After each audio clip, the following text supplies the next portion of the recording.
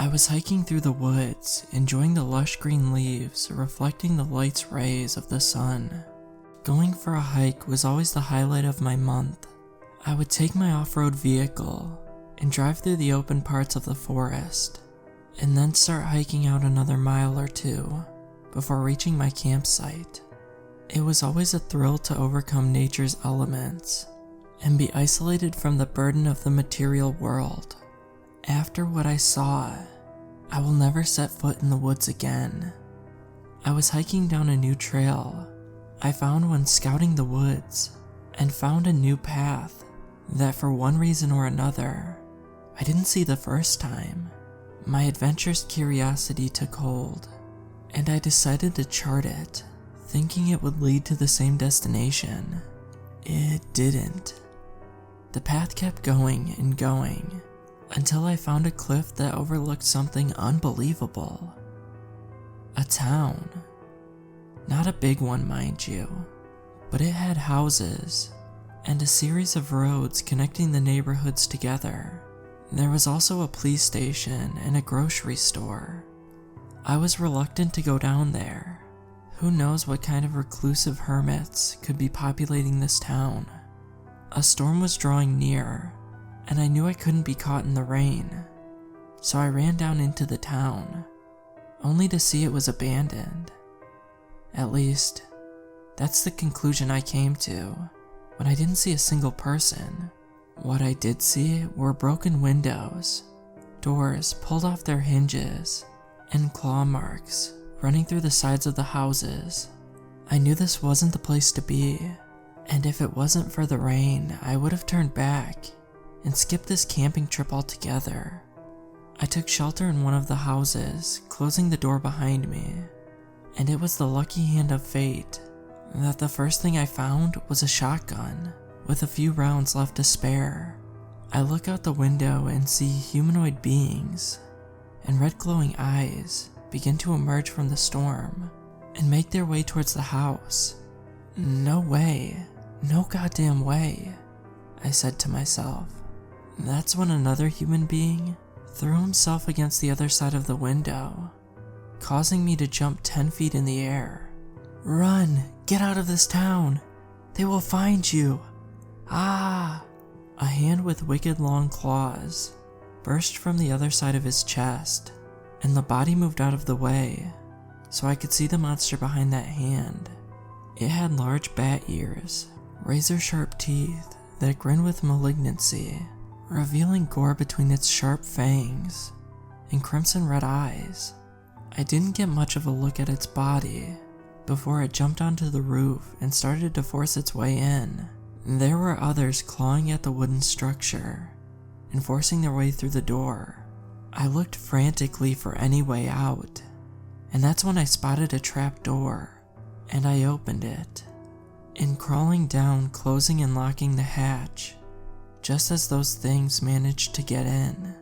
I still had the shotgun, though it wasn't much use in the dark. I used it mostly to feel my way around, until I could see a light emanating from a large cavern ahead. I walked to the cavern, and saw the light had come from torches someone had lit.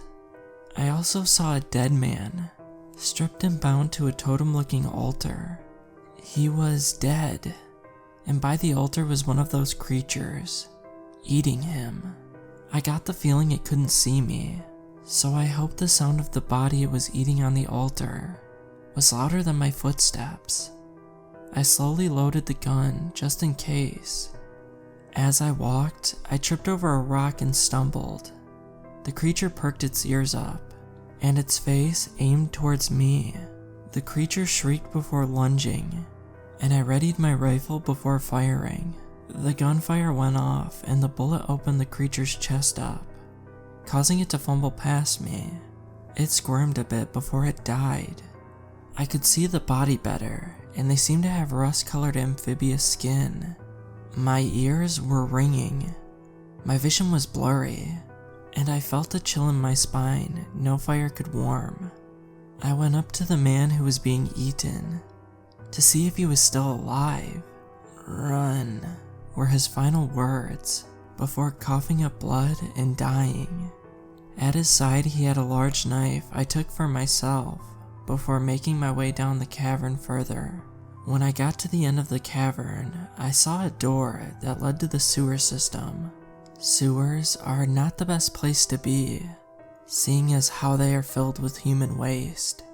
But in this case, the humans were the waste.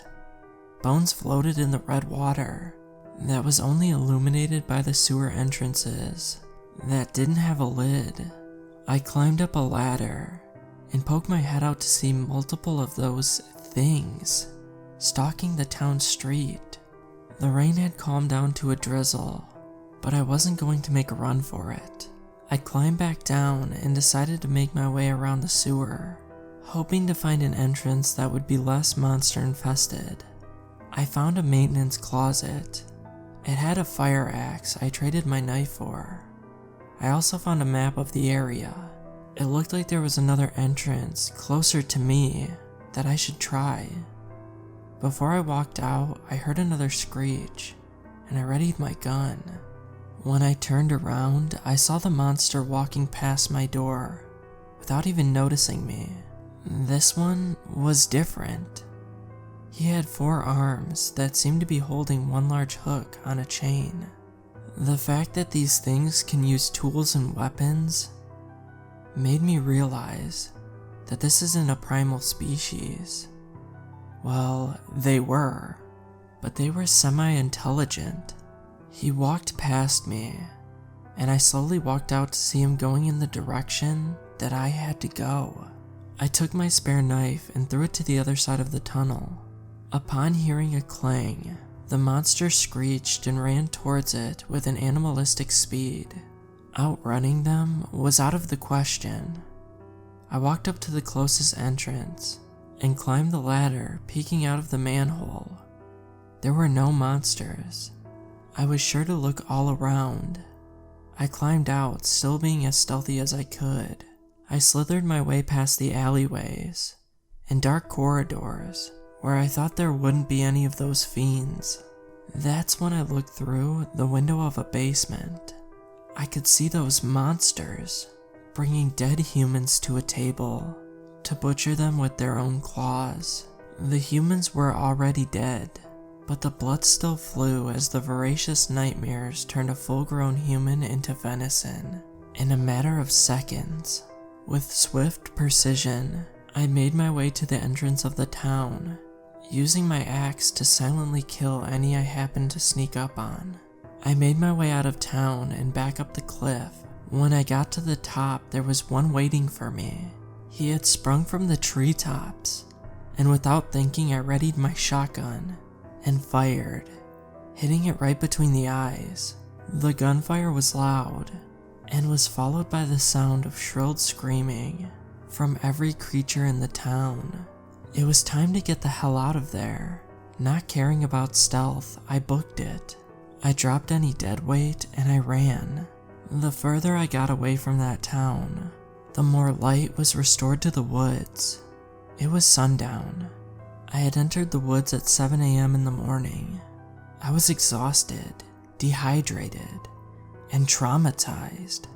But just as night fell, I could see my vehicle. I got in, and when I started the car, my headlights reflected a dozen red eyes emerging from the deepest parts of the woods. I drove, and I didn't stop until I got home. So why am I writing this? Because every time I look at the woods, when the storm clouds are thick, or it's dark, and there's no sun to offend their malformed skin, I can see red eyes staring at my house. They followed me. They got my scent, and I don't have long.